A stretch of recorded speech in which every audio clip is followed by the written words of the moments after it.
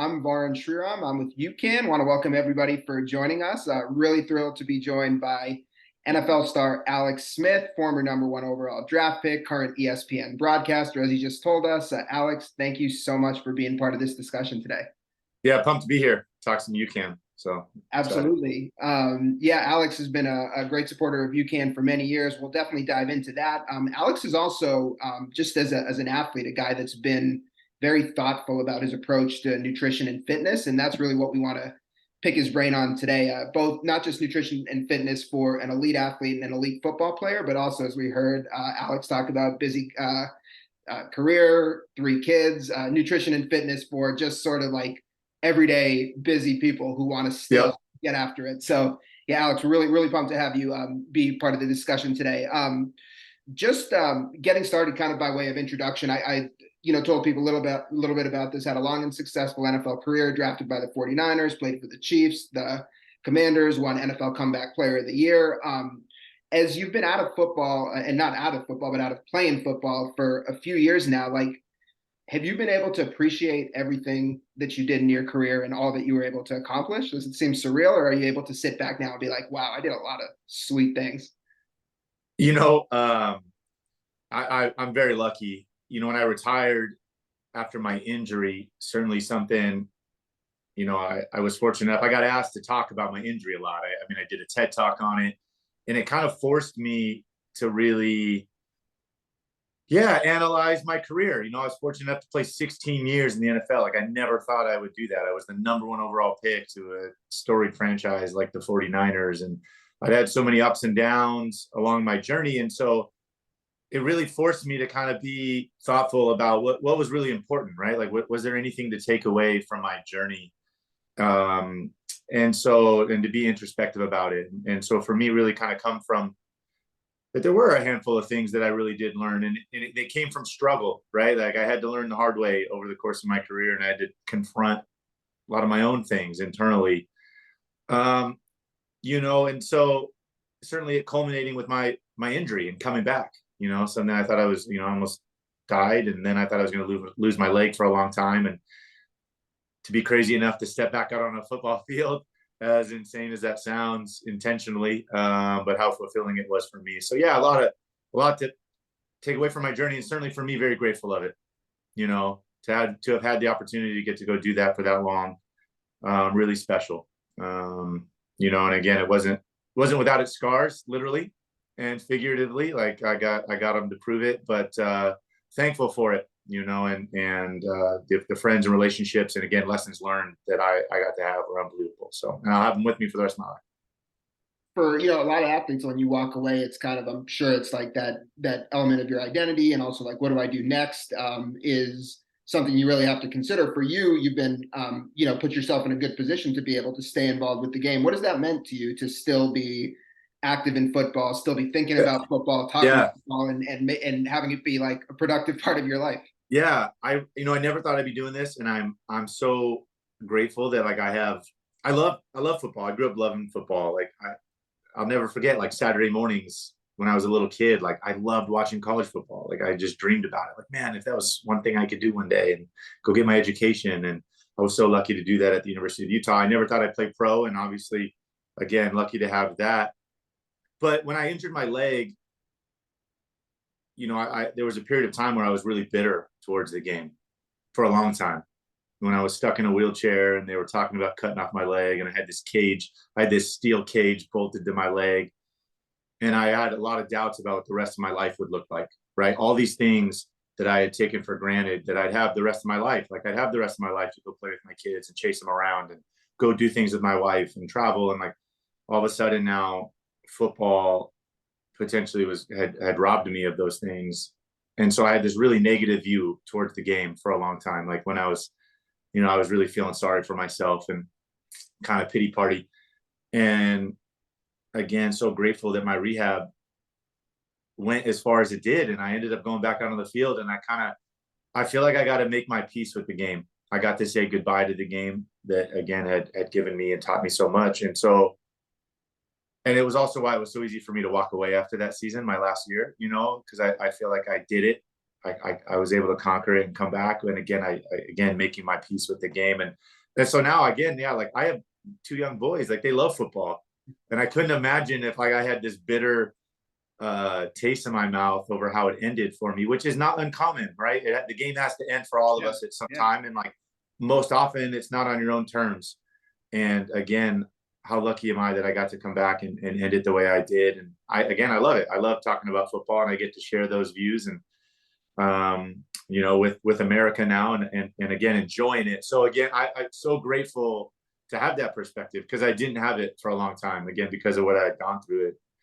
I really did have kind of this negative view of football for a while. And again, part of the process of me coming back was not just the physical part, but for me, far more the mental part. I was going to ask you that. So, you know, the physical healing, I'm sure as you were healing and your leg was getting better, that must have helped ease some of the bitterness. But like, how else were you able to get rid of it? Like, what other tactics, what helped you mentally be able to put that aside? Yeah, well, I'll never forget the first instance. You know, when I was in the wheelchair, this is probably four months after I broke my leg. I'm stuck in a wheelchair. I can't walk. I have a giant cage bolted to my leg. They're still talking about cutting off my leg. I had gone through, at this point, countless surgeries to try and save it.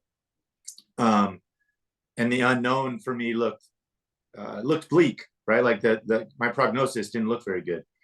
At that point, I got what was called the Secretary of Defense designation, and it's for civilians that are deemed to have what's considered a warlike injury. Wow. And I qualified because of, you know, the 30 years of our wars in the Middle East. And as you can imagine, so many servicemen and women coming back from roadside bombs and IEDs, they came back with lower leg injuries that were very complex. And believe it or not, mine, from the break and then the infection afterwards and all the debridement, actually looked a lot like these. And so I got this clearance to go, you get access to this military medical care. And because they were the experts at these lower leg injuries. Nobody in the NFL, no athlete had ever gone through something like I had gone through. So there was no example for me over there to look to. Really, the military was like the closest thing. And so some of our servicemen and women had gone back to elite levels of service, had gone through crazy injuries that were similar, not too different than mine, and had gone back to be Navy SEALs and Rangers. And so I got access to this Secretary of Defense designation. And so I got to go have access to this military care. And so there's a center down in San Antonio called the Center for the Intrepid. And that's where every branch of the military goes. If you have a limb injury, you go down there to do rehab. And so I'll never forget, I just got cleared. I just got out of the wheelchair and I was on crutches. And I still had this cage bolted to my leg. I still was, again, pity party about my life and what it was going to look like going forward. I hadn't touched a football since my injury, months and months and months. I didn't want to look at a football. Again, very bitter towards it. And I get down there at this military center, and this is an amazing place. Everybody does their rehab out in the open. It's kind of what makes it unique. It's one big room. Most rehab places that are like clinical settings, you go into a back room with your physical therapist. It's like a very private thing, and then you leave. But the military, they believe in this thing called group suck, where if you're doing something really hard, it's better to do it together. And so everybody's out in the open, and man, all these people are like bearing their scars, like amputees and bad burn victims, and they're kind of owning what had happened to them and moving forward, seeing what they have left. And again, I was kind of hiding behind my crutches and my bandages. And I'll never forget. So I get to do my first rehab session there. And the first thing the military rehab guy, Johnny Owens is his name, I'll never forget. He has me get down on my knee, my good knee, because I couldn't even stand on my right leg. So I get down on my left knee, and he walks behind this counter. And I mind you, I'm in a military medical center. And he walks back there and he grabs a football and he throws me a football. And he has me start playing catch with him. So from 10 yards away. And it is literally the first time I played catch in months and months and months. I probably have never gone this length of time in my life without not having played catch. Like, I was a professional football player. I threw things for a living. I have young kids. I have two young boys that like love playing catch with their dad. And I'll never forget that moment, like that wake up call. Like, I can still play catch, right? Like, even if they take my leg, I can still play catch. And it was a really powerful example for me. And they challenged me there. Like, we think you can go do more. We want to help you. Like, let's go find out. And it was the first place I said out loud. I said out loud later that day that I wanted to try and see if I could play football again. Wow. And I was scared. I was so scared when I said it. But certainly that was a very powerful moment in my life. And I'm incredibly thankful for so many people along my journey that have helped me in situations like that, right? Like when I've been in the dumps and I needed somebody to like help me get out of there. And, you know, certainly in that perspective, the military changed my life, and the folks down at the Center for Intrepid will always have such a special place in my heart because of that. Like, I don't think I'd be here today talking to you because if I wasn't for them. That's incredible. So just to establish the timeline on all this. So Alex, you got hurt. It was November of 2018. November. Yeah. So devastating leg injury, as Alex has told about, happened on the football field. And then this moment, that the story that you just told us about must have been a few months later sometime. This is in March of 2019. Yeah. So almost 5 months later, and I couldn't walk. I was on, again, just had got to crutches at that point. And still not, prognosis not looking good. You know, I was just left with all the things I'd never be able to do again.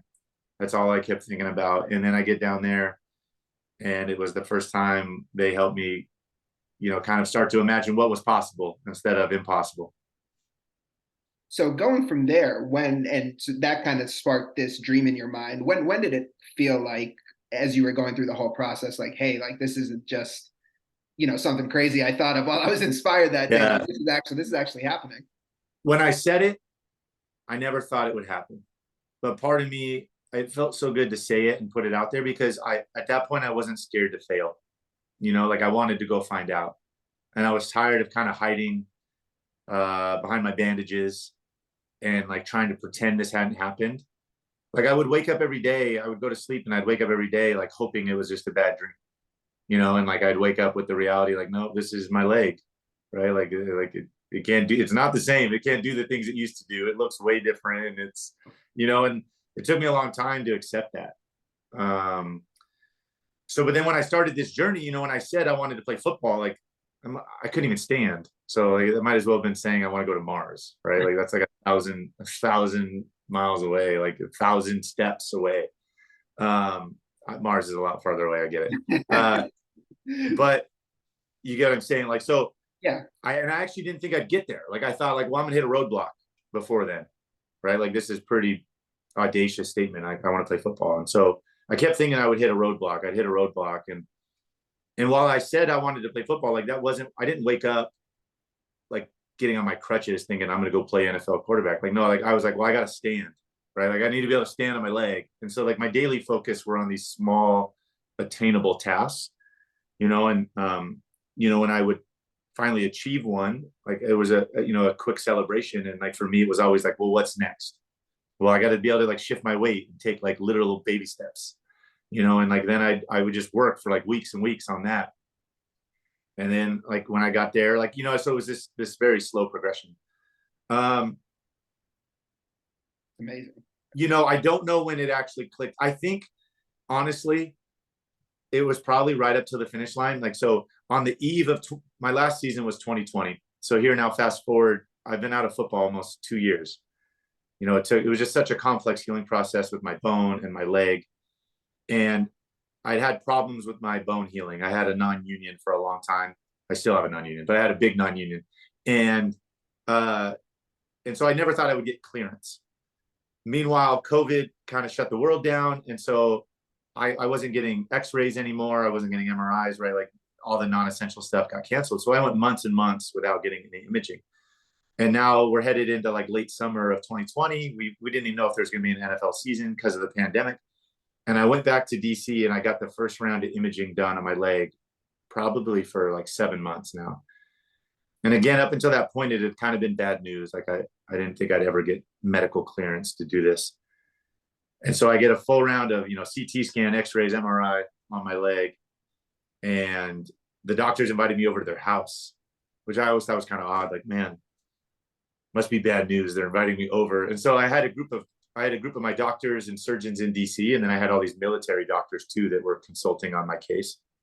And they all like conferred on my images and had powwowed. So my wife and I go over to my doctor's house in DC. And I'm like, this is not going to be good. And I sit down and all the doctors are in complete agreement that I'm healed enough to play. Wow. But that's not how they say it. They kind of tell me, hey, you're good to go. And I remember I had this like stupid grin on my face, and I'm pestering with questions because I'm all the things that like I thought I'd never be able to do again. Like I'm like, I can go mountain biking, rock climbing, like skydiving. Like I'm asking them all these crazy things that like I never thought I'd be able to do. And they're like, yes, yes, yes. And then it kind of hits me that they say it. They're like, well, and you can go play football if you want to. And my stomach drops in that moment, right? Because now it's not light years away. Like it's right here. And I just got this amazing news that like again, I got this clearance as far as my bone had healed enough. And I was scared to death, right? Like, what now I'm gonna run out onto a field again intentionally. And very crazy, again at that moment, it's a long story, but like I was like praying my wife would say, hey, Right. You want babe, we somebody just else got to, this you want great somebody else news. to We stop don't it. really need football, do we? Yeah. Yeah. And I would have jumped at it. If she'd have said that, like I would have jumped at that lifeline because like I wanted off this train, and which is so crazy. It's so funny how we work mentally, right? Like I was so scared. Like, what if I go out there and my leg breaks again? What if I go out there and embarrass myself?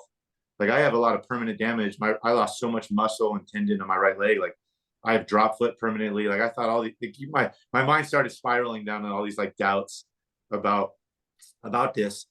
And again, hoping my wife like, hey, get me out of this. I don't want this. And we went and sat in the car, and it was just like a super intimate conversation, her and I. And I'll never forget like talking about like, listen, like 2 years earlier, if you'd have given me like, if you'd have told me that, and when I was sitting in the hospital bed and said, hey, like you're gonna get back to the point where you can play football, like I would have jumped at it. But like here now, 2 years later, like I built up all this doubt and walls, and like now I have the opportunity is in front of me to go try this. And the experts in the world just said I'm okay, and I'm gonna run from it because I'm scared. Like so much going on, but certainly that was probably the moment for me that like when it became the most real, right? Like it really hit like in the pit of my stomach. Like the last time I ran out on a field, a guy named JJ Watt tackled me and my leg broke, right? And it just this cascade of events. And now I'm going to intentionally run back out there, like after everything I've been through, like that's nuts. But for me, again, and when you say it like that, like it was always so much bigger than football. It was about me getting the rest of my life back. And like I knew if I could go play quarterback, like I could do anything.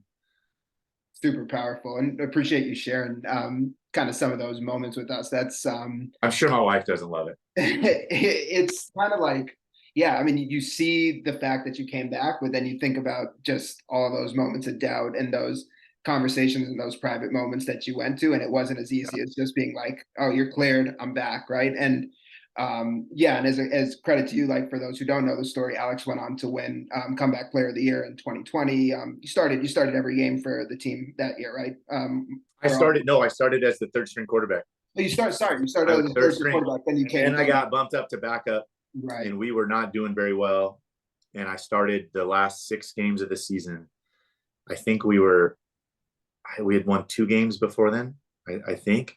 And we went 5-1 with me as the quarterback, and we ended up winning the division and making the playoffs, which was very, very cool.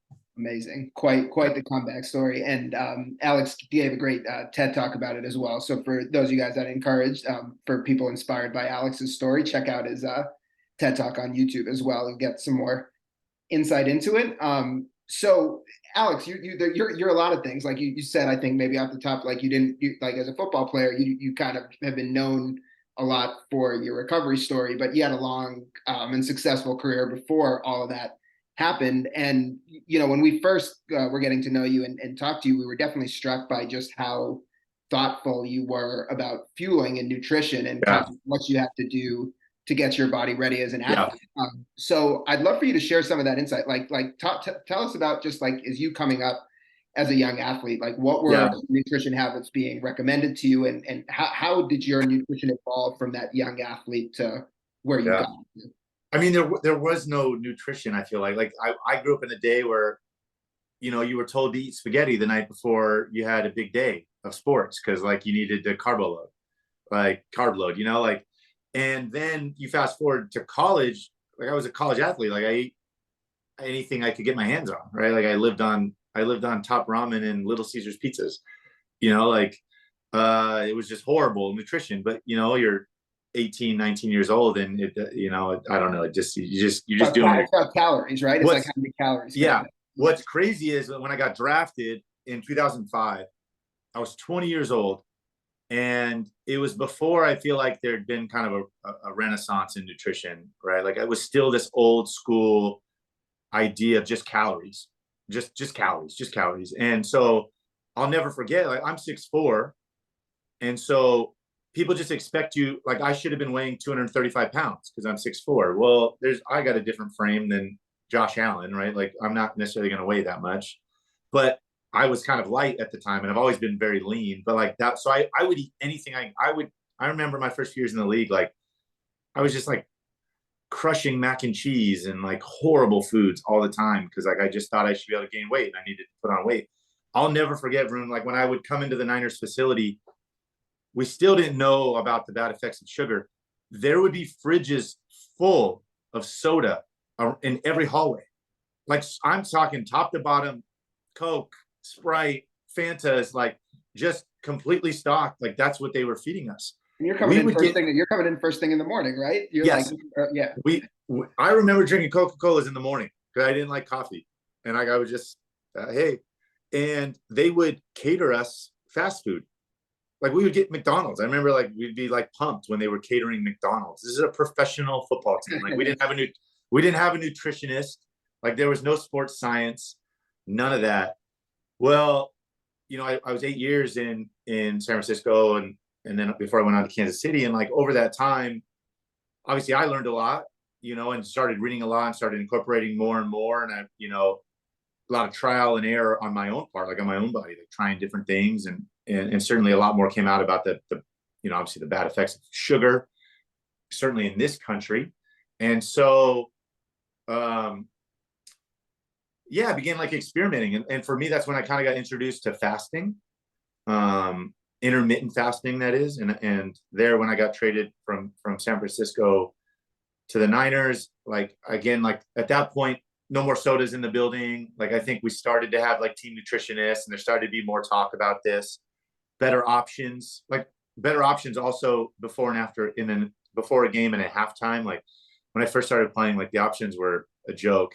And then for me, like certainly for my own body, like I began to like try to cut out sugar, and I remember how great I felt. Like my focus improved, how much more productive I was throughout the day. I began, like, again, like I said, intermittent fasting and skipping breakfast, and like, again, how good that made me feel. And not only like the physical side effects as far as like being happy with, certainly being leaner, but for me, it was all mental, right? Like I liked the cognitive effects it made me have, like the sustained focus. There was no like peak and crash, and for me, then this is when it all started with UCAN, is like game days were the hardest day. Right. Yeah, exactly. Like what does a game day look like? What do you eat? Right. Yeah, like you eat pregame meal 5 hours before the game. And so even if you're eating right, like a well-balanced meal, like it's still 5 hours before the game. And right. Game days are so stressful. So you're just you're burning up energy. And I would get late in these games and just like, I mean, I'd be starving, and like I could feel how drained I was, and again, like the lack of focus, and it just wasn't anything. Like everything that was on the sidelines, everything that was in halftime is just sugar. It's all. I mean, Gatorade pays for it all, and it's. Well, what would it be? It would be like sugary drinks or gels. Sugar drinks, sugar gels. Yeah, like it's just sugar bars. Like everything's just sugar. Yeah. And I just hated all of it. Like I would try them, and I just hated it. Again, like I hated the crash. Like I like the loss of focus that always, certainly as a quarterback, when I needed to be my best, like in the fourth quarter, and just struggling to find something. And then finally, I'll never forget when nutritionist introduced me to UCAN. And this is like the very first UCAN. It was just all there was, excuse me, was the unflavored like powder. Yeah, just the carb. Yeah, just the super starch. Yeah. That's it. And I remember giving it a try. And again, I just remember how good I felt. Like I remember just like the sustained energy. Like I didn't excuse me. I didn't have like a crash. I didn't, excuse me, lose focus or anything like that. God. And I love that it's been renamed Steady, like Live Steady, because that's how it made me feel. Sorry, everybody. Hey, we all get choked up the first time we try UCAN, so we're gonna give Alex That's a right. second to. But so that's really interesting. Alex. Obviously, coming like you set that whole introduction up to UCAN by talking about like what you were looking for and how you were struggling with everything being sugar. When UCAN was presented to you, did you kind of have an understanding of what it did, or like were you trying it because you knew what it was going to do for you? I was trying it because of who recommended it, but I didn't believe it. You're like, wait, what? It's a carbohydrate, but like it doesn't spike my blood sugar and insulin, and then I don't crash. Like that's all I've known, at that point. Like, and so I was like, kind of, give me this, let me try it.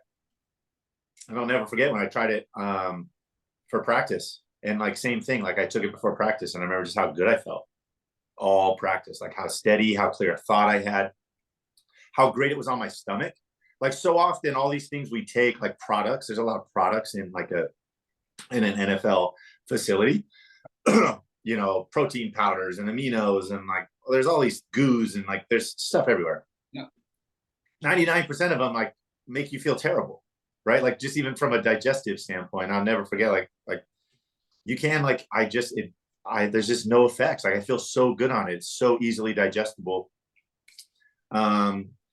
And then again, like it was so quickly, like every game I multiple, like I would a couple like scoops before the game, like during the game, like I had it with me on the sideline, halftime. Like it was such a big crutch for me not to have to worry about nutrition when I was trying to focus on what really mattered, right? Like me going out and do my job. It's such an intense moment. And so really grateful for it. And then it became like my daily, around football, it became my daily routine, practice, game, whatever. Like before practice, before games, during, UCAN. It's what it's, When you're talking about game days, you were talking about like, there's like that 5 hours before the game where the fueling might start, and then the game itself is, 4 hours with breaks, or sometimes Yeah. maybe longer. So there's almost like 8 to 10 hours of fueling Yes. you're having to think about, right? So like for you, what did kind of specifically, like both with UCAN and food, what did like a game day fueling plan look like for you? Yeah. So I would eat pregame meal. Again, this is like 4 hours almost before kickoff, right? And then some of these games are, 3.5 hours plus. So yeah, you're talking close to almost 8 hours by the end of the game. What's pregame meal? And so pregame, trying to eat something well balanced. So like for me, certainly, I mean, I'm going to get some level of protein. I mean, for me, usually, like if you're, if I was playing a 1 o'clock kickoff, it was more breakfast. Yeah. So there were eggs. Yeah. Certainly for me, and we always had decent options of protein, especially the back half of my career. So you would have like, it'd be like fillets or chicken or whatever you preferred.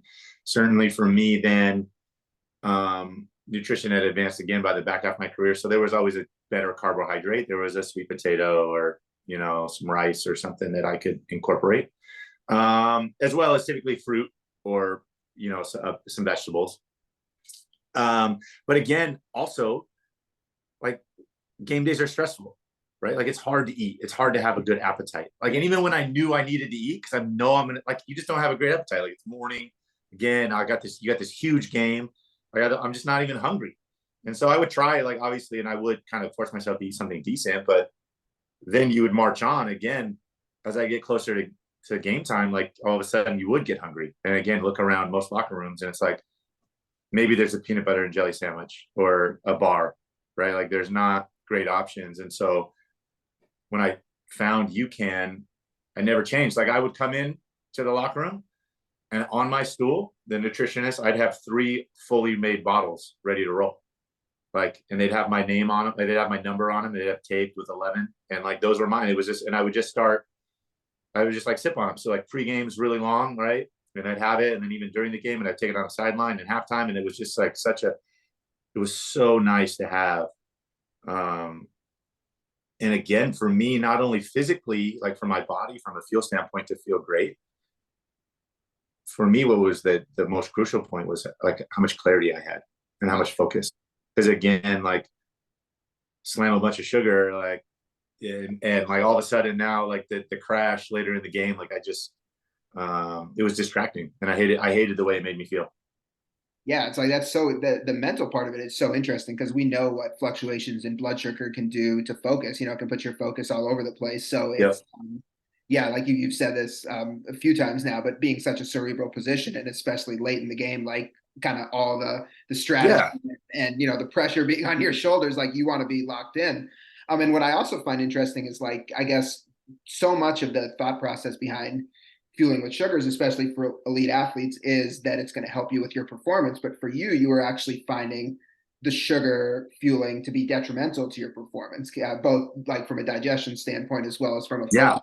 So, like, how did you kind of come to that realization where you started to equate the two, where you were like, hey, this way that I'm being encouraged to actually is like messing with my performance? Well, yeah, I mean, I think certainly it just started from a lifestyle standpoint. Like we started to learn more about how bad sugar is for us, and I think probably like a lot of people on the call try to like start cutting it out, right? Like we don't have all these sugary drinks and like candy and processed sugars like lying around. I mean, don't get me wrong, it's hard to completely cut them out, especially as a parent, but you try the best you can, you know. And then quickly, like I'd be in a locker room and you know you take a peek at any of the stuff in there, and you're like, this Gatorade's got 60 grams of sugar, right? Like this bar has 40 grams of sugar. Like everything just is sugar, right? And like I know they want it to taste good and whatever, but like for me at that point, that's not what I needed at all. And again, having tried it, hated the way it made me feel, and didn't know there was any other options, right? So a lot of times I just wouldn't do anything, you know, like, and then, and that wasn't a great option, but I felt like it was better than the sugar. And you said it, like, again, introduced to UCAN, and I viewed it as such a sport specific thing for me initially, Yeah. right? Like this is such a amazing thing for me on game days, and then then it became such an amazing thing for me any practice day, like any day of activity, like, and it became something that became a part of my life at the football facility because I'd keep it there. Like it was part of my football life, you know. But then when I got injured, and again, so when I got the military clearance, the Secretary of Defense designation, I'll never forget. I got introduced to their dietitian, who was amazing, and is like, you know, you need to be consuming a lot, right? Like you need to be as anabolic as possible. You need to be eating like your weight in grams of protein every day. And for me, again, I was on so many, I was on a lot of medication at that point and had no appetite. And for me, that's when it clicked. Like I remember thinking how much I was struggling with eating and like following this. And I'll never forget at that point when UCAN had the protein powder as well. And it was like a game changer for me. And I had seen it at that point, but I still was such an old school. I love just the original unflavored, you know, the Live Steady. And so I knew all these other products had come out, and like I hadn't really gotten on board yet. And at that point in my rehab, like again, when I was still in the wheelchair and I needed protein, I also I was exhausted all the time just from the healing process. And like even my rehabs, like I'd be like a 45-minute rehab, like I was exhausted. Like I would just like, this is where my body was at. And so at that point, like, well, give me this protein and UCAN, you know, and I started using that, and it was like game changer for me, right? Like here's a way that I got to double dip protein and energy source for my rehab sessions. And then that's when like UCAN started to more and more really get involved at my home, like on the home front. And it wasn't just something that was football specific.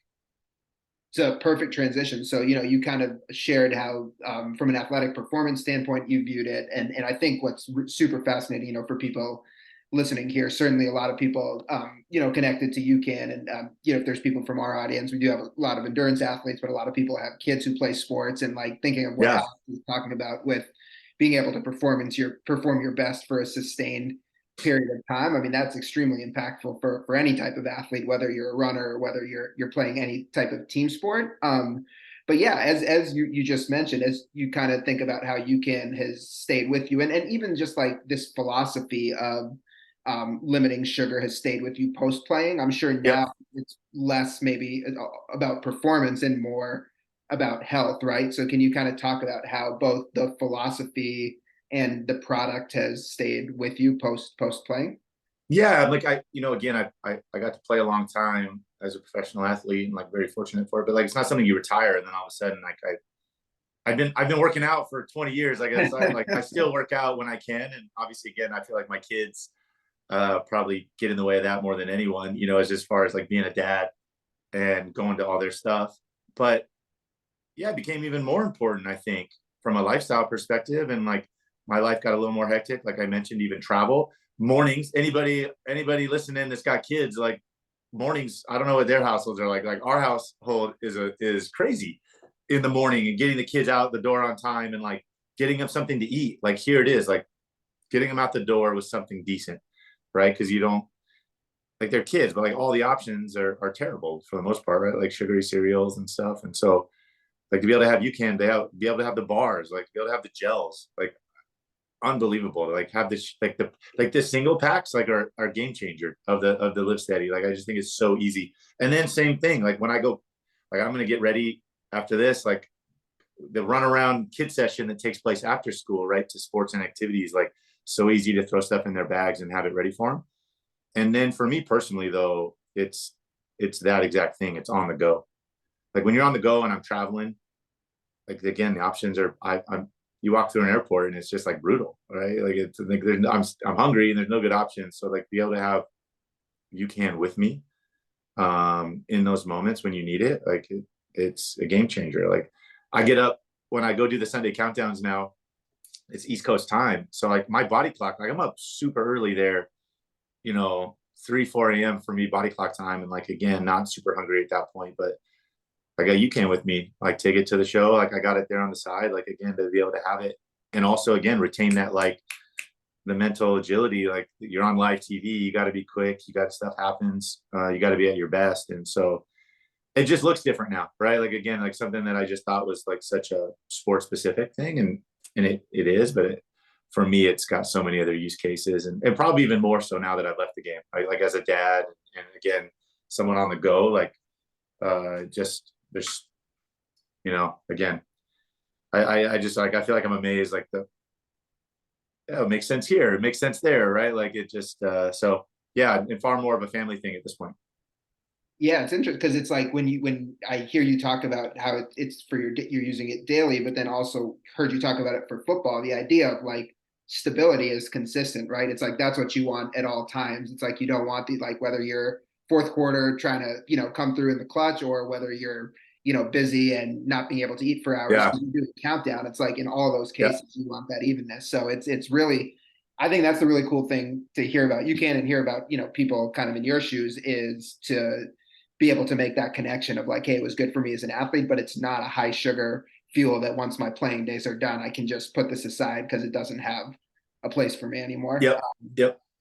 Last one on UCAN, Alex, and then we'll just ask you a couple. I will say, if anyone in the audience has questions for Alex, we're going to keep them around here for about 5 to 7 more minutes. So feel free to fire them away in the chat. I'm going to ask Alex just a couple quick football questions as well. But your relationship with UCAN, our partnership together. Like, what made you take it from like, hey, this is a product I'm using to, hey, this is a company I want to be part of and something that I want to speak out and let Yeah. people know about. Oh, I think for a couple reasons. um you get older as an athlete, like as I got towards the back half of my career and then even now, who I kind of align myself with on a lot of different levels is so important to me, right? Like that's when you're young, sometimes you just do stuff to do stuff, right? Like you get some agent to tell you something. Like for me, I don't. I. It's far more important for me to be authentic and honest. That's just who I am, and I think also the fact that not enough people know about UCAN. The word hasn't got out like it should yet, Yeah. and hopeful to help do that in whatever way possible. Like, listen, this country has a problem with sugar, and UCAN again, like it's just something. Like I get asked all the time. Like my oldest son, both my boys play club soccer, and so every parent asks me all the time about nutrition and what to eat before games, and it's like it's such a simple answer for me, and they don't have any idea what it is, right? Like I got to explain this whole thing, and which and happy to, but it should be everywhere. should be in hospitals, should be in schools, right? Not just sports, on the go. Like and then obviously if you're active. I was fortunate enough. I did the Pan Mass Challenge this summer, which is a just under 200-mile bike race over 2 days. And I'm not a cyclist for anybody out there. I've only at all. I mean, I have a Peloton in the house and I do a little bit of that, but I'm not a road cyclist. So this was a big challenge for me, post career, and to go jump in and do an endurance sport. I'll tell you what. And I've never been I think I'd seen the UCAN gels, and I know people like love them, and I hadn't really like got on board. But let me tell you that like that experience changed my perspective on those, and now I'm sold on them. I got them in the fridge; they're like delicious. Tastes like a smoothie. But like that race changed the experience for me. Like to have that, right? To have UCAN in my back little deal, like to be able to have it in my water bottle, like it just. I can see why so many endurance athletes love it as well, because game changer in that perspective. Yeah, that's cool that you got to put it to the test from that standpoint, because that as you know, that's where the roots of UCAN were in endurance. But Yeah. now, in addition to getting it to more endurance athletes, like you said so well, like anybody that's active and is looking to limit sugar, it's a great option. Alex, we're gonna just ask you a couple quick questions before we get out of here. So we have one from Katie in our audience. Katie's from Maryland. She says, Alex, I want to tell you how inspirational you've been to me. I was also suffered a devastating injury in August of 2019, a leg injury when I was hit by a car. Seeing you take the field was so amazing. Sports has been my saving grace too. She cycles, does CrossFit. All right. How is your leg now? Do you see continued improvement despite any of the nerve damage and the loss in muscle that you had? Katie, thank you for the question, and I hope you're doing well. I feel like there's such a close bond with people that have gone through a traumatic injury, especially a leg injury like this. Like, again, I was completely naive to it before mine, and I just feel like such a special connection with people that have gone through similar things. My leg is as good as it will ever be. I lost the entire front half of my leg, was basically got cut out and amputated from the infection, and so I have permanent drop foot. Nerve damage, obviously tendons removed. I have very little to none foot control on my right leg. The thing I'm most thankful for, though, is I am pain free for the most part. I do have some nerve discomfort from time to time, especially at the end of the day, or a very active day. But I only have half my calf. Again, missing the entire front of my shin on my right leg. They had to take one of my quad muscles from my left leg and move it down, so that I don't have a full quad on my left leg either. But it can go, and I feel like I can figure it out. I have to wear a brace to do anything because of my drop foot, and that's probably the biggest thing I battle with every single day when I get out of bed. And I don't know if my leg's going to get any better. I think what I've seen is the rest of my body has gotten better. The human body is such a remarkable thing, and I feel like the rest of my body has compensated so well around my leg. I used to get a lot of hip and lower back pain because of my foot drop, because of my and I would have to hip hike to be able to try to do anything and compensate. And I feel like that for the most part has continued to get stronger and stronger. And I think all the other muscles that I do have continued to compensate and get stronger as well. Awesome. Katie, all the best to you. Thanks for answering that question. Cool, Alex. Well, I got one for you, and then we'll get you out of here. You're the NFL analyst, so we got to ask you a football question. I was trying to think. I was like, I'm not going to ask him to do the old Super Bowl prediction thing, but let's go with this. Through a couple weeks of the season, through the football you've watched, what are maybe one or two teams that you've seen so far that you're like, hey, this team is going to make some noise that I didn't necessarily think they were going to at the start of the year? Yeah. It's hard. I mean, everybody's talking about Dallas. They're 2-0. They've got two huge wins. I think they're really good. I think they're a little overhyped. I don't think they played the two New York teams who haven't been very good. I think they're going to be there, but I want to see more. A little bit, the hometown team here, everybody was talking about Brock Purdy being kind of a fluke and that he was kind of be the ceiling for this team, right? He was their limitation. He leads the NFL in QBR this season so far in 2 games and has looked unbelievable. And they certainly look like they're going to have a chance to go the distance. God, team I probably didn't see looking as good as they were on the AFC side. I mean, certainly the Bengals have been a little bit of a disappointment. And on the flip side of that, I really like what I see in Baltimore. I think they're a team that I really like the changes they made, and hopefully they can stay healthy. I like what they're doing with Lamar right now, and pretty bullish on them. And just this happened a couple weeks ago, but obviously we've talked a lot about injuries and with what happened with Aaron Rodgers. I mean, when it's such a sad part of the game to see stuff like that happen. Like with everything you've been through, like what is it like for you covering the sport when you see guys go down and you kind of I mean, it's not the exact same situation, but at the same time, you kind of know what is ahead. That. And no different, like Nick Chubb, if anybody was watching the other night, Nick Chubb, another really bad knee injury. Looks like he's going to have a long road. It's so unfortunate. I love the game of football. I think it's the greatest team sport there is. But it is an unfortunate reality. I mean, I think the same things that make it so amazing to play and watch is obviously a consequence of that are the injuries and the physicality. And so, I mean, hopefully I think those are things that they keep making rule changes and keep trying to make it safer. The helmets keep getting better. So hopefully it's trending in the right direction, and hopefully medicine on the same side gets better at repairing us and getting us back out there and having long and healthy lives beyond football as well. So it's hard. You know what kind of road these guys are ahead. Like Nick Chubb, like that's a long road he's got ahead of him. And you feel for him. Again, hopefully he's got the best care and can make his way back. Absolutely. Well, Alex, we just want to thank you. Like you mentioned off the top, big night ahead for you. For people that didn't hear that joined us late, Alex is going to be part of the opening coin toss. That's what you said, right? The honorary alumni now. That's what they call it, alumni. I'm an old guy. So I'm going to be out there. I'm the honorary team captain, whatever that means. Well, you know what? From here, you look like you could still play, Alex. So still look in shape, still using UCAN. So we know you're well fueled. But yeah, check out Alex tonight at the 49ers Giants game. He's going to be the honorary captain for the coin toss. And we really appreciate you hanging out with us. Thanks so much, Alex. It was a lot of fun. Brandon, thank you so much. All right. All the best. Thank you, everybody, for joining us. We'll see you guys next time. Take care.